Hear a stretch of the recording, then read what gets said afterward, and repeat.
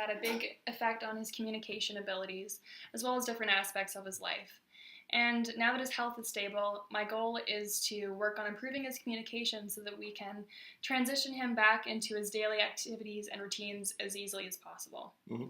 So you said that currently he's using the PEC system, right? That's right. Okay, well, for Jonathan, I would recommend using a high-tech AAC device, and this type of device has a computer component to it. So when Jonathan touches a symbol on the device, it'll switch it into voice output, instead of simply having to hand the picture to someone. And you were saying that Jonathan's pretty comfortable with technology. He has an iPad, he has an iPhone, he's big into the gaming scene. Yes. So I think that he would be okay learning this type of technology. So there's actually two types of high-tech systems that we would consider, and that's dedicated and non-dedicated. So a dedicated AAC device would be a device that's designed specifically for communication. So an example of that device would be the Dynavox, which is made simply for communication.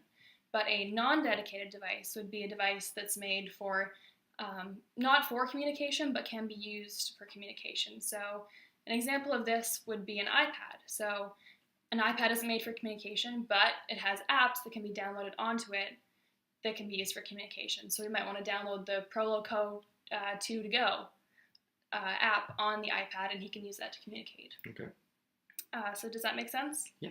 Okay, so I think it would also be good for Jonathan to use more than one high-tech system, because one system might be good for one environment, whereas a different system might be better for a different environment. So, for example, Jonathan may choose to use the Dynavox when he's at home with his family or he's hanging out with friends, but he might want to use the Proloco to Go when he's with his sports team playing sports and he doesn't want to carry around the Dynavox with him. So this way Right. he can put his iPhone with the Proloco to Go app on it in his pocket when he's done. Okay, so because Jonathan is literate, I think that it would be good to include individual words, so individual vocabulary, as well as sentences and symbols on the device. Okay. And this will allow him to generate so many more sentences and phrases. He can combine sentences. And it's really hard for us to predict everything that he wants to say. So by having this, he can generate his own sentences. So for instance, if he's hanging out with friends and they're gossiping, we don't get to know that knowledge. We can't predict what he's going to want to say. Right. Or if he's watching a game with friends, he might want to comment on the game, but we can't predict what's going to happen in that game, so we can't give him the vocabulary. Right.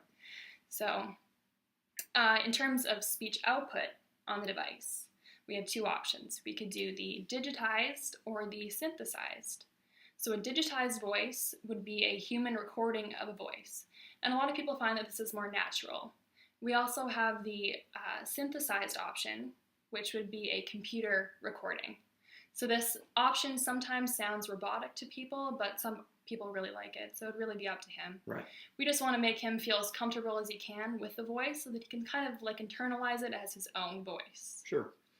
Okay, so finally, a high-tech device can either have a static or a dynamic display. So with a static display, you'd have a screen of the symbols or vocab, whatever, on the page, and then to get to the next screen, you'd have to slide to the next screen. So the symbols don't really move on the pages. Okay. But for a dynamic display, you would select one of the symbols, and it would lead to a greater variety of symbols. Mm-hmm. So an example of that would be on the iPad, when you select one symbol, and then it leads you to different categories of words, different types of words. Okay, so I know that's a lot of info to take in at once. Mm-hmm. If you have any questions, feel free to throw them my way. Go home, talk with Jonathan, see what he thinks. I think this pretty much covers it. That'll take care of things. Awesome, thanks.